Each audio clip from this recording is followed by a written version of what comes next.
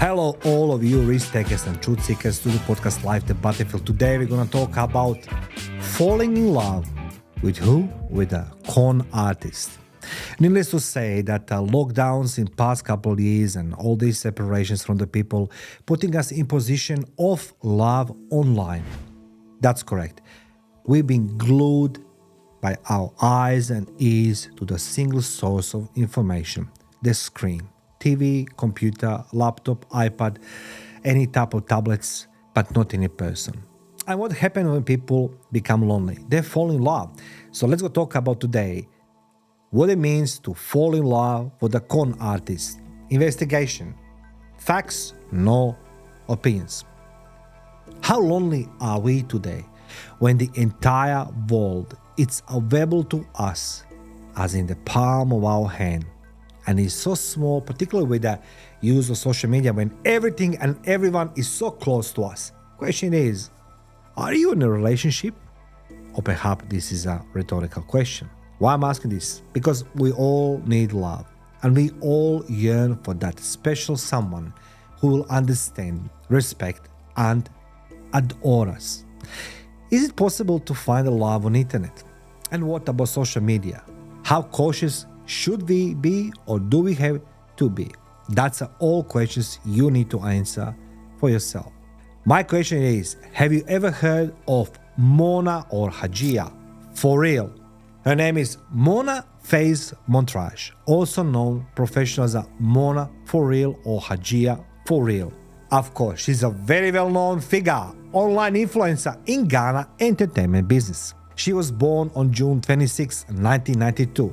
And has become well known as a socialite, model, musician, businesswoman, and even the subject of the legal wranglings. Montrage, Mona Face. She's a woman who, according to federal prosecutors, achieved reputation as a social media influencer with a 4.2 million Instagram followers worldwide. And she's been extradited to the United States. For what? To face claims of scamming lonely Americans on more than $2 million in complex international romance scheme. Hence why I ask you a question. Are you in a relationship? Are you happy? Are you in love? This woman, she took $2 million in a complex international romance scheme. Now, let's talk about romance scams. Particularly those that they prey on senior citizens are of great concern. In Australia, that's become the national sport. A lot of senior citizens are being exposed to the internet without anybody from government try to share their knowledge and experience and educate those senior citizens what to click, not to click, or maybe to give them more information on TV and everything else. But that's in Australia. Nobody cares for the senior citizens. And they become the prey. Breaks my heart. Why is that? For those who don't know, my name is Bekes. I'm the Guinness World Record holder in continuous audio broadcasting and as well over 14 years my working experience spanning in military intelligence and diplomatic intelligence, investigations, interrogation, and information extractions. And when I see somebody's been taken advantage of, and you know what that means, you know how that feels, particularly when you're older, makes me upset. Mona Face Montrage had more than $2 million in false funds in her possession as a consequence of her involvement in many, what else? Romantic scams, many of which targeted elderly victims. Mona Hajia For Real, that was her, stage name, Instagram name, profile on a Ghanaian social media, is one of the top 10 most followed in her home country.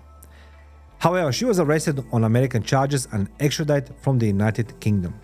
Federal authorities have discovered that her Instagram account is associated with the photos that show a young woman dressed nicely, posing in front of costly cars. Well, you guys, you suck. And I'll tell you why you suck, because you're falling for that crap. I said this before in my podcast. I have a lot of work to do in Middle East, particularly in Dubai, and I know how the world evolves around wealth and who has wealthy account and who wants to look wealthy, and people take pictures of in front of all these expensive cars. You can drive them, you can hide them for a couple $100 per day. Nobody stops you. You look expensive to yourself and you can record yourself as much as you want. And, people in Emirates are very clever. They give you a very expensive toy to rent and you look very, very appealing. She's charged in the United States with 1 count on conspiracy to commit wire fraud, 1 count of wire fraud, 1 count of conspiracy to commit money laundering, and 1 offense of money laundering, each of which carries a maximum sentence of 20 years in prison. Montrage. She's a native of Accra, Ghana capital. She's also charged with plotting to accept stolen property, which has been possibly prison penalty of 5 years, and accepting stolen property, which carries maximum prison sentence of 10 years.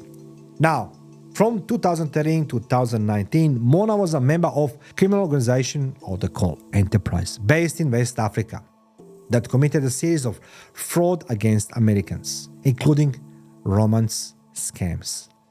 Why not? Look at me. I'm the good-looking woman. I have the good cars behind me. Now, the unfortunate individuals suffered a lot.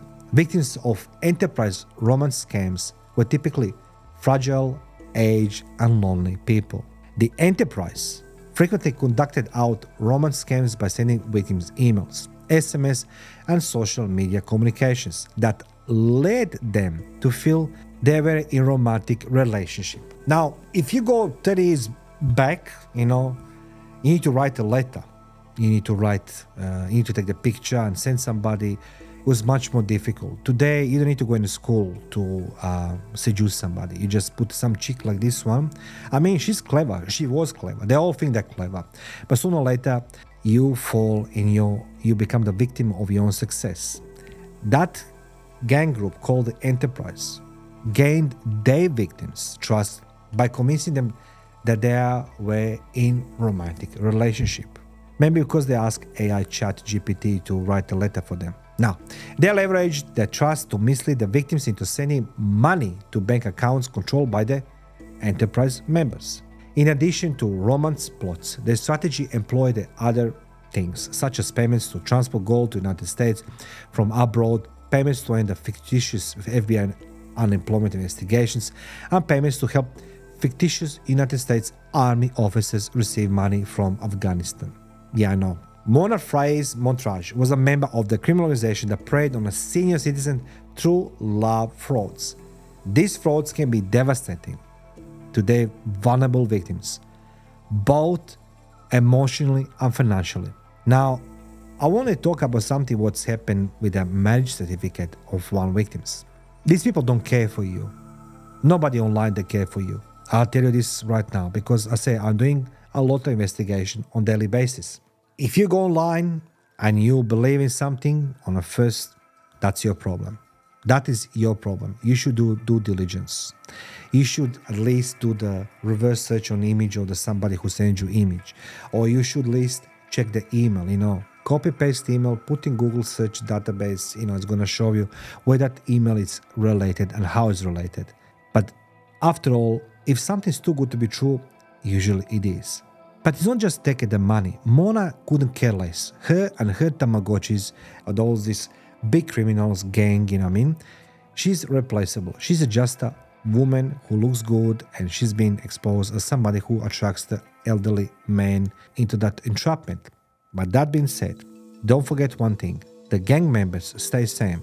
The front man, it's always been replaced. And she's been replaced, obviously. However, my point we're trying to make, a part of taking money from vulnerable and elderly people, they break them emotionally. Because one thing we all know, when we start gaining emotions towards somebody, we start loving them, cherish that relationship, whatever it is. Mona couldn't care less. And let me tell you why. She went to the great lengths to persuade one of the victims that they two were married. Can you imagine this? She claimed to have married the victim in Ghana by providing a traditional marriage certificate to the victim. The victim allegedly sent Mona 82 wire transfers totaling $89,000 to help with expenditure associated with the Mona father's farm in Ghana. How about that? Social media influencers will occasionally bring up certain issues. Mona had 4.2 million Instagram followers. And she routinely shares photos of her affluent lifestyle on Instagram and TikTok, where she also participates in social media trends. Mona can be seen in one video outfitting herself as a Dior trunk show while accompanied by staff members. Montrage is seen partnering with other influencers and endorsing things in other postings. Money laundering, according to Mason Alobaid, a former research assistant at the University of Pennsylvania Carey Law School, stated, has become a greater threat in the age of influencers culture. He claims that because influencers are less carefully controlled, transitions are simplified and law enforcement investigations are more complex. Of course they are. There are some in Africa. You can't just send, SEAL team to arrest them. Mona was arrested and accused with wire fraud, money laundering, receiving stolen property, and conspiracy in May 2023. If convicted, the most serious allegation, he faces up to 20 years in prison. Of course, she filed not guilty plea when she appeared in court. Why would she say I'm guilty? Mona Faiz Montrage is who she claimed to be. Mona is from Tamal, a small town in northern Ghana. She completed her elementary school in Tamal, where her education years began. She later enrolled in secondary education under Labon Senior High Education. Mona For Real, so-called, entered the cosmetic industry in July 2017 with the launch of For Real Beauty, a woman cosmetic brand. Then she pursued economic potential further by establishing a New York-based event entertainment firm. This company specializes in talent management, multimedia creation, and event planning. Very interesting. Her company organized the Global Wave Party in Accra in 2016, which gained her a lot of attention. But Mona's career didn't stop there. She also pursued a musical career, of course. What else? Mona's musical career began with the release of her debut single, Badder 10, produced by renowned Ghanaian producer MOG Beats. Notably, in October 2021, she released her much-awaited debut extended play, Here to Stay. That demonstrates her versatility and ability to collaborate with the top industry talent by featuring well-known artists such as Stone, Bowie, Fire, and Medical. Along with the EP, she launched a collection of music videos that furthered her aesthetic vision. Now, Mona's charity extends beyond her profession. In September 2021, she exhibited humanitarian side by donating school supplies to children in Bentum neighborhood. This act of kindness was inspired by a famous video in which Bentum DA basic school students asked assistance. Mona For Real personal life has also piqued people's interest. She previously had public connection with the Kennedy Agepoan, best known by his stage name Ken Pong, a Ghanaian businessman. Of course, they were married. The couple divorced in August of this year. Mona's daughter, Naila, she's the only child. Mona was given a brand new Range Rover, a property in Accra upscale Trasacco estate, for her 27th birthday in 2020. Mona Montrage was also charged in May 2023 while conducting romance fraud that exclusively targeted SBS members. Montrage allegedly pretended to be a wealthy widow named Mona Daring. Wow, that's a good name, on social media, and sought SBC members with offers of financial support and personal partnerships. Once she had acquired the trust, she would beg for money and use it to fund her lavish lifestyle. All I can say, caution is always required in love and life. And Mona For Real, she's a great example. 4.2 million followers on Instagram. Guys, before you run into anything on social media, if it's too good to be true, usually it is. If you're unsure, feel free to ask me. I'm happy to help you to do some basic searches. And as explained in my book with Professor Clyde Smallman, Workplace Investigations and Corporate Methodology and Applications, guys, framework is very simple. You can always check who is these people online they are. Mona, she obviously is going to face for the rest of her life in prison. It was worth it? Perhaps she thinks it is. Let me know in comment section below, what do you think about love and life online? Is it worth it? Thank you.